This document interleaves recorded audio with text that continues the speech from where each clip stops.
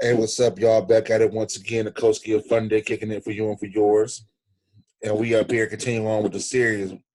This one's chapter 8 of our famous ancestor, Carter G. Woodson, A Century of Negro Migration. This one dealt with the time the 10th, as he says in this chapter, and what they dealt with in going through migration. We're going to find out a lot more about this chapter. We're going to go a little bit more in depth. But as I said before, then give a shout out to the ancestors. Without them, we wouldn't be nowhere without this knowledge was understanding. And give a shout out to y'all for listening and watching and subscribing to the channel. Much love for that. Channel's growing every day.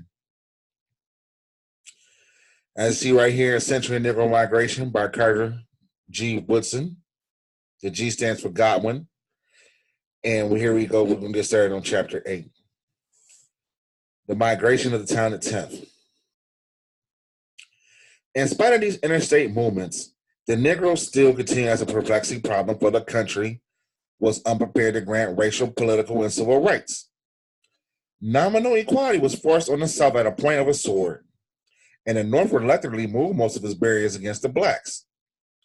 Some still thinking, however, that the two races cannot live together as equals, advocating seceding the blacks the region of the Gulf of Mexico.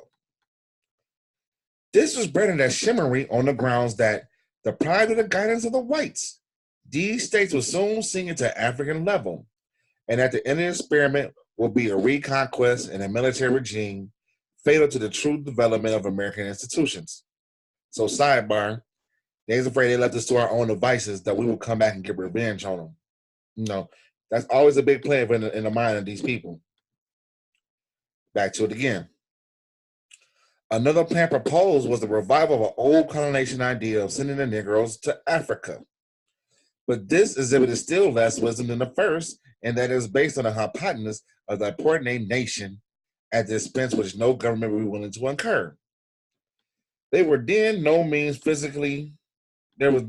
physical means of transporting 6 to 7 million people.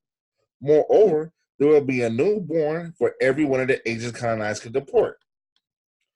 With the deportation scheme still kept before the people of the American Colonization Society, the idea of immigration to Africa did not die easily. Some Negroes continued to immigrate to Liberia from year to year.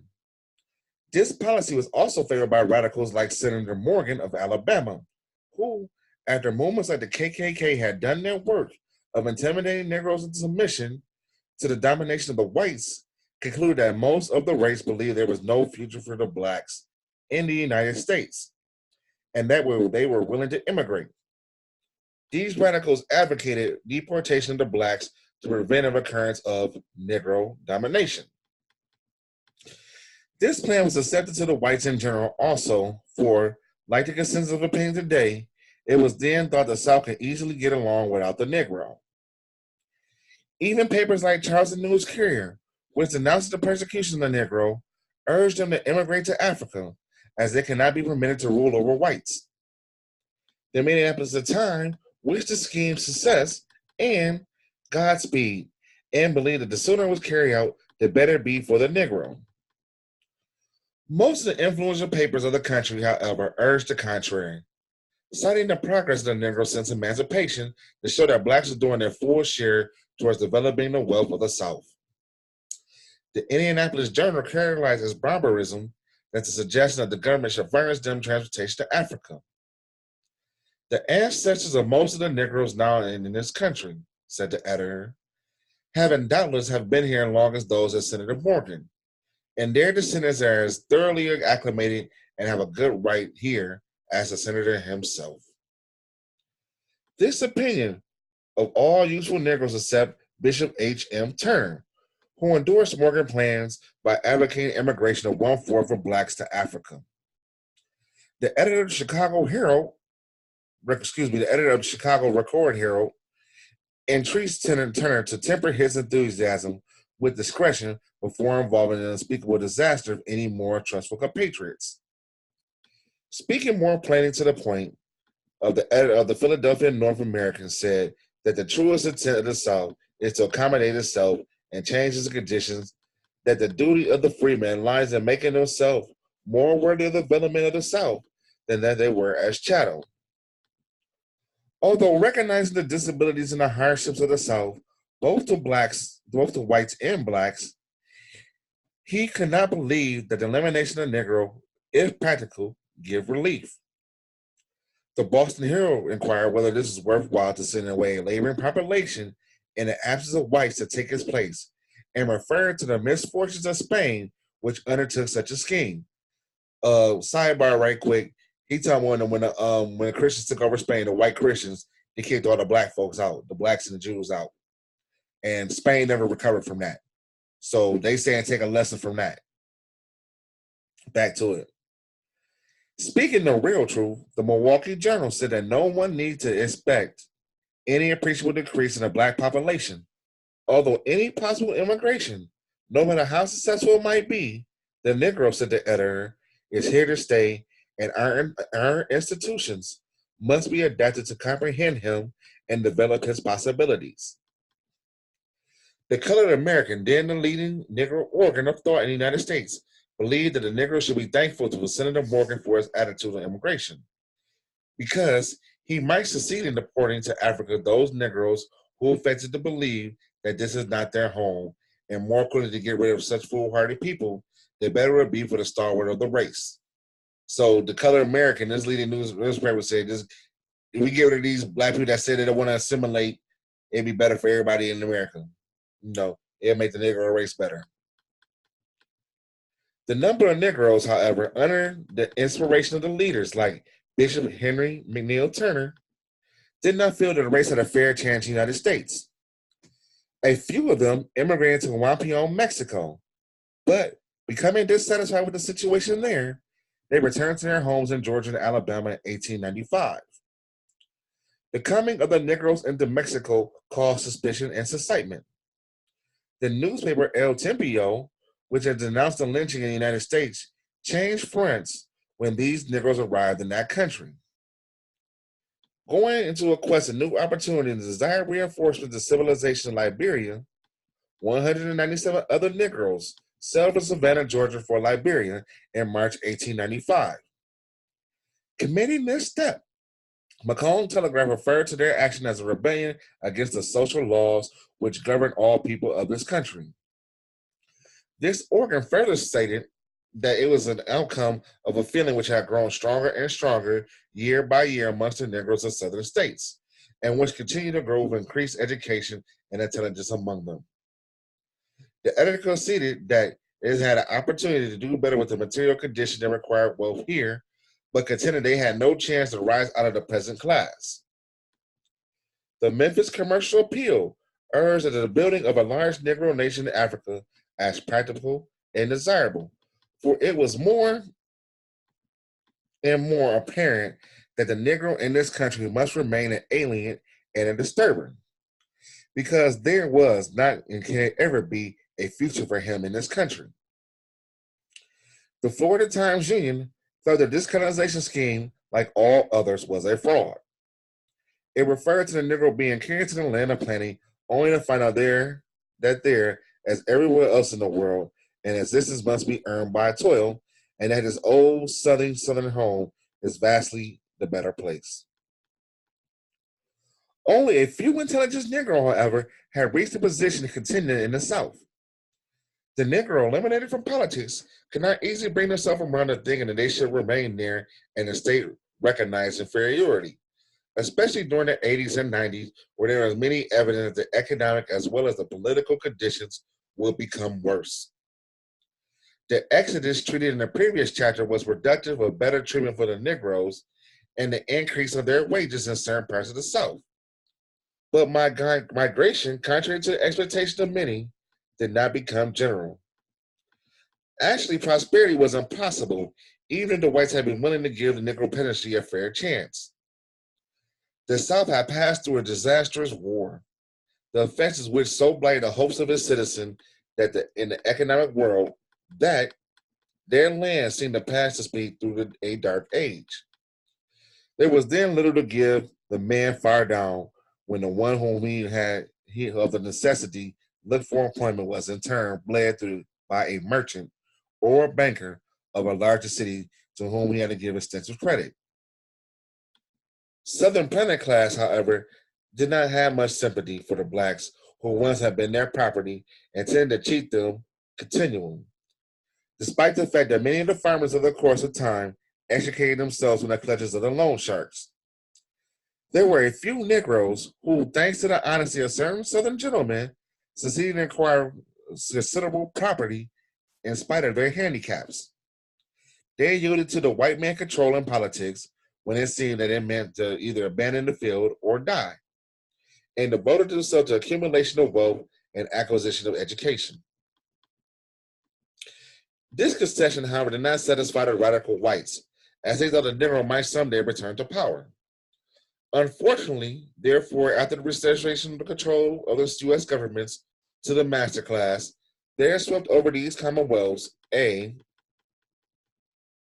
wave of hostile legislation demanded by poor white uplanders determined to debase the blacks to the status of the free Negroes prior to the Civil War. The Negroes have been disfranchised in one of the most reconstructed states, the privilege of serving in the state militia, segregated in public events, and excluded from public places of entertainment. They have, moreover, been branded by the public opinion as pariahs of society, to be used for exploitation, but not to encourage to expect their status to ever change, as so to destroy the barriers between the races and their social and political relations. This period has been marked by effort to establish the South in a system of peonage, not unlike that of Mexico, and a sort of involuntary servitude in that one is considered legally bound to serve his master until the debt contracted is paid. Such laws have been enacted in Florida, Alabama, Georgia, Mississippi, North Carolina, and South Carolina. No such distinction in the law have been able to stand the constitutional test of the United States courts, as it was evidenced by the decision of the Supreme Court in 1911 declaring the Alabama law unconstitutional. But the planters of the South, still a law unto themselves, have maintained actual slavery in the sequestered districts where public opinion against peonage is too weak to support federal authorities in exterminating it. So what he's saying on the sidebar too, slavery just continued on. The Negroes themselves dare not protest under the penalty of persecution, and the peon concerned usually accept his lot like that of a slave. Some years ago, it was uncommonly reported that in trying to escape, a person undertaking it often fails and suffers death at the hand of the planters or the murderous mob, given as their excuse, if any be required, that the Negro is a desperado or some sort of criminal. Unfortunately, this reaction extended also to the education. Appropriations to public schools for the Negro diminished from year, and when it appeared practical leaders with the same plan of industrial education, the South ignorantly accepted the scheme as a desirable subterfuge for seeming to support the Negro education, at the same time directing the development of blacks in such a way they would never become competitors of the white people. This was not these educators' idea, but the South understood it, and effective readjustment practically left the Negro out of the pale of public school systems. Consequently, there have been added to the Negro misfortunes in the South that being unable to attain liberal education at public expense, although they themselves, as the largest consumers in some parts, pay most of the taxes appropriate to support the schools for the youth of the race. And the South, moreover, has adopted a policy of a more general intimidation of Negroes to keep them down. The lynching of blacks, at first for assaults on white women and later for almost any offense, had rapidly developed as an institution. Within the past 50 years, there have been lynched in the South some 4,000 Negroes. Many of them have been publicly burned in the daytime to attract crowds that usually enjoy such feats as the turning of the Middle Ages. Negroes who have the courage to protest against this barbarism have too often been subjugated to the indignities, in some cases forced to leave their communities or suffer the fate of those whom behalf they speak. These crimes of white men were at first kept secret, but during the last 2 generations, the corporates have become known as heroes. So popular it has been to murder Negroes. It is often has been discovered also that the officers of these communities take part in these crimes, and worst of all is that the politicians like Tillman, Bees, and Barterman, glory in recounting the noble deeds of those who deserve so well of their countrymen, making the soil red with the Negro blood, trying to prevent the much feared Africanization of Southern institutions. In this harassing situation, the Negro has hope that the North will interfere on his behalf. But with the reactionary Supreme Court of the United States interpreting this House of Legislation as Constitution, in the conformity with the demands of the prejudiced public opinion, and the leaders of the North inclined to take a view that after all the factions in the South must be left alone to fight it out. There had been nothing to expect without. Matters, too, have been rendered much worse because of the leaders of the very party recently abandoning the freemen to their fate, aggravated a critical situation by first selling the Negro against their former slave masters, to whom they were taught to regard as the worst enemy, whether they were or not. The last humiliation the Negroes have been forced to submit is to that of segregation. Here, the efforts have been to establish a ghetto in the cities and assign certain parts of the country to the Negro engaged in farming. It has always been, of course, that the best position goes to the whites and the least desirable to the blacks. Although the promoters of segregation maintain that both races are treated equally, the ultimate aim is to prevent the Negro from means of fighting conspicuously in aristocratic districts where they might be brought to rather close contact with whites. Negroes in these segregation a settled policy to keep them down no matter what they do to elevate themselves.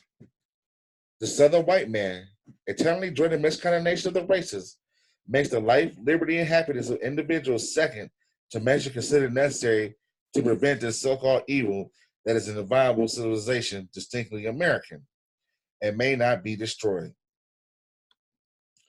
The U.S. Supreme Court, in the decision of Louisville segregation case, recently declared that these segregation measures unconstitutional.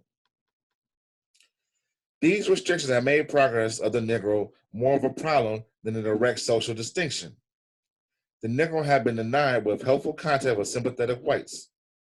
The increasing race prejudice forced the whites to restrict their open dealings with blacks to matter of services and businesses, maintaining even needs to bearing in one spear, which Negroes must not penetrate.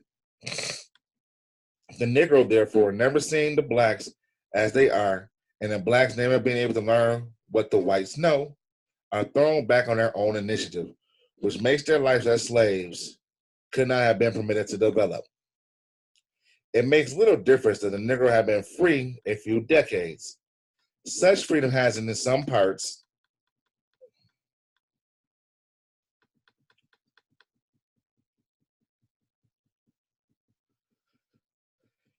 here we go. We got it right here. We got a map. Showing the percentage of where the black people was at. Have been tantamount to slavery. And so far contact the supervisors, the superior class is concerned, no better than conditions for under the old regime, certain slaves did learn much by close association with their masters. For these reasons, there has been since an exodus to the west and a steady migration of the Negroes from the south to points to the north. But this migration, mainly due to political change, had never assumed such a large proportion as in the case of more significant movements due to economic causes. For as the company map shows, most Negroes are still in the South. When we consider the various migrating classes migrating, however, it would be apparent to understand the exodus of Negroes to the north. This long drawn on and smaller movement must be carefully studied in all its ramifications. It should be noted that unlike some of the other migration, it has not been directed to any particular state. It has been almost all southern states to various parts of the north, especially to the largest cities. What classes then has migrated? In the first place, the Negro politician who, after the restoration of the Bourbon rule in the South, found himself thrown out of office and often humiliated and impoverished, had to find some way out of the difficulties. Some few have been relieved as sympathetic leaders of the Republican Party, who secured for them federal appointments in Washington, D.C. These appointments, when sometimes paying lucrative salaries, have given as a reward to those Negroes who, although dethroned in the South, remain in touch with the remnant of the Republican Party and there in control of the delegates of the national conventions nominated for president. Many Negroes of this class have settled in Washington. In some cases, the observer witnessed the pitiful scene of a man once prominent and public functionary in the South, now serving in Washington as a messenger or a clerk. The well-established blacks, however, have not been so easily induced to go. The Negro business in the South has usually been loath to leave their people among whom they can acquire property, where if they go to the North, they will have merely political freedom with no assurance of an opportunity in the economic world. But not few of these have given themselves to the relenting toil of the view of accommodating sufficient wealth to move to the North and live thereafter on the income from their investments. Many of this class now spend some of their time in the North to educate their children. But they do not like to have these children who have been under refining influences to return to the South to suffer humiliation, which during the last generation have been growing more and more aggravating. Endeavoring to carry out their policy of keeping the Negro down, Southerners too carefully plan to humiliate the progressive and intelligent blacks, and in some cases form mobs to drive them out, as they were a bad example for the class of Negroes to whom they desired to keep as menials. There were also minority educated Negroes. They have studied history, law, economics, and will understand what it is to get the rights guaranteed by them by the Constitution. The more they know, the more distant they become. They cannot speak out for what they want, and no one's likely in a second to protest, not even the Negroes themselves. So generally they have been intimidated. The more outspoken they become, the more necessary for them to have leave, for thereby destroying their chances to earn a livelihood. Whites men in control of the public schools districts in the South see to it that the sovereignty of the Negro teachers employed be certified beforehand. They dare not complain to find too much about equipment and salary, even if the per capita appropriation for education of Negroes be 1/4 of that of the whites. In higher institutions of learning, especially the state schools, it is exceptional to find a principal who has confidence of the Negroes. The Negroes will openly assert that he is in the pay of the reactionary whites, whose purpose is to keep the Negro down, and it is incumbent of himself to tell his board of regents how much he opposed by the Negroes because his labor is for the interests of the white race. Out of such a sufficiency, it is easily explained why our state schools have been so ineffective and necessitate in sending the Negro youth to private institutions maintained by Northern philanthropy. Yet, if an outspoken Negro happens to be instructed in a private school conducted by Education for the North, he has to be careful about contending with the square deal. For if the head of the institution does not suggest to him to respond conservatively, the mob will dispose of the complainant. Physicians, lawyers, and preachers who are not economically dependent as teachers can exercise no more freedom of speech in the midst of this triumphant rule of lawlessness. A large number of educated Negroes, therefore, have on account of these conditions have been. Right here, we're going to take a sidebar. This shows the Negro population in northern western cities in the 1900s to 1910. You see Atlantic City, New Jersey, Boston, Camden, Massachusetts, New Jersey. Chicago had a lot. Cincinnati, Cleveland, Columbus, Iowa, Detroit, Indianapolis, Kansas City, Missouri, New York and Philadelphia by far, you know what I'm saying? Pittsburgh, Oklahoma, Providence, Seattle, St. Louis. St. Louis was a booming town back then and could hold about like 10 or 5 million people. So this is at the turn of the century, about 100 years ago. Compelled to leave the South and finding in the North, however, practically nothing in their line to do because of the proscription by race predators and trade unions, Sidebar, we cannot forget the trade union, the AFL-CIO, the teachers' trade unions. They always have been negative towards black people. You know what I'm saying? It still is to this day, in my opinion. You know what I'm saying? They always had a negative strain on black people. And even back then, was wed with the racist Democratic Party. Sidebar end. Many of them lead a life of menials, serving as waiters, porters, butlers, and chauffeurs. While in Chicago not long ago, the writer was in the office of a graduate of a colored Southern college who was showing his former teacher the picture of his class. Accounting for his classmates in various walks of life, he reported that no more than 1/3 of them had settled in the occupation of Pullman porters. So even though they graduated college and had all these degrees and whatnot, the best job they can get was being a Pullman porter. The largest number of Negroes who have gone north during this period, however, belong to the intelligent laboring class. Some of them have become discontent with the very same reasons that the higher classes have tried the oppression in the South. But a large number of them have gone north to improve their economic conditions. Most of these have migrated to large cities in the east and northwest, such as Philadelphia, New York, Indianapolis, Pittsburgh, Cleveland, Columbus, Ohio, Detroit, and Chicago. To understand this problem in its arid aspects of the company diagram showing the increase in the Negro population in northern cities during the first decade of the century will be helpful. Some of these Negroes have migrated after careful considerations. Others just happen to go north as wanderers, and still a large number on many excursions to the cities conducted by the railroads during the summer months. Sometimes one excursion brings to Chicago 2,000 to 3,000 Negroes, 2/3 of whom never go back.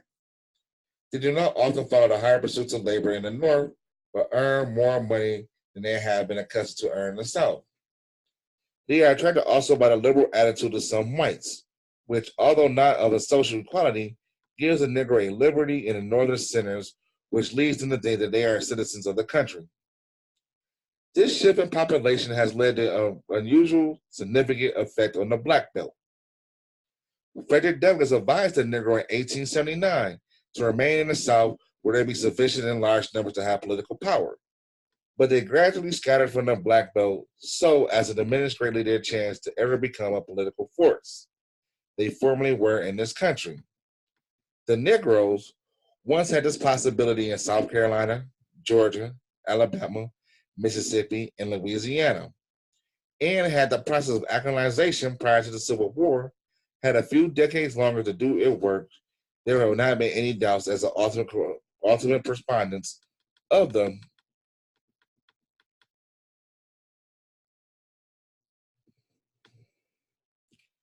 This right here shows the Black Belt. 18, so right here, more pictures of the Black Belt. How the population was changing.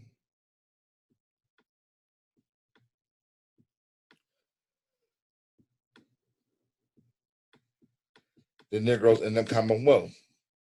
The tendencies of the Black population, according to the Census of the United States, and especially that in 1910, the 1910 census is a very very special census. You know what I'm saying? However, shows the chances of those of the control of these state governments by Negroes no longer exists except for South Carolina and Mississippi.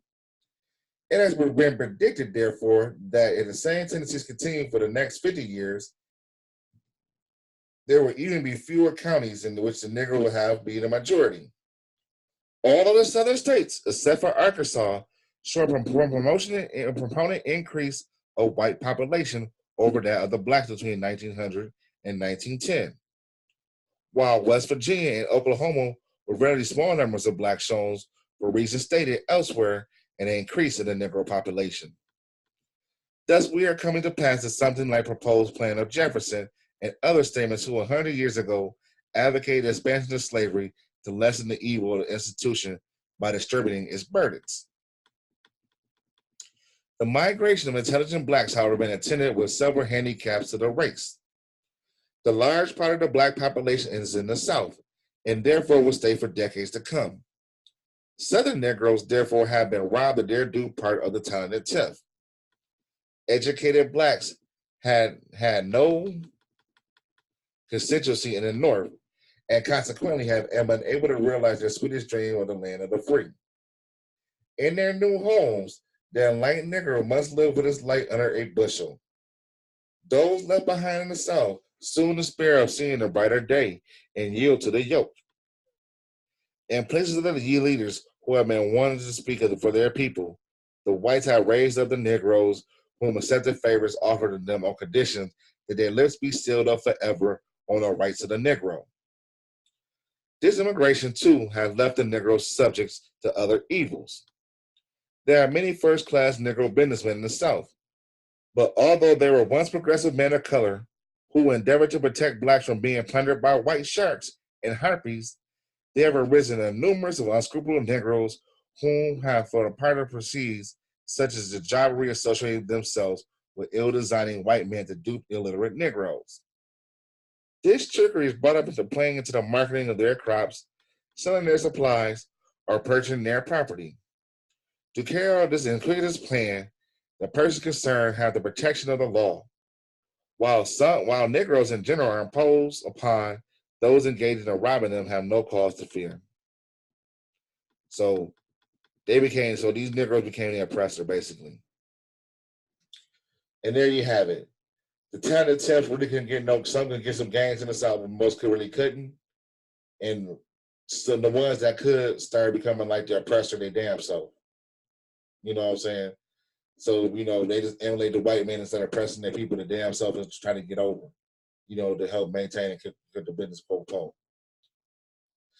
Anyway, we got to give much shout out, much love to Carter G. Woodson, this wonderful ancestor in the Century of Negro Migration, and the works he done, and he presented to us coming down the line from 100 years ago, But this is what we do here. We do African history all day, every day, up-to-date current African history. And it's a series of Century of Negro Migration. Hit the like button. Hope you enjoyed it. We almost done with the book. Peace.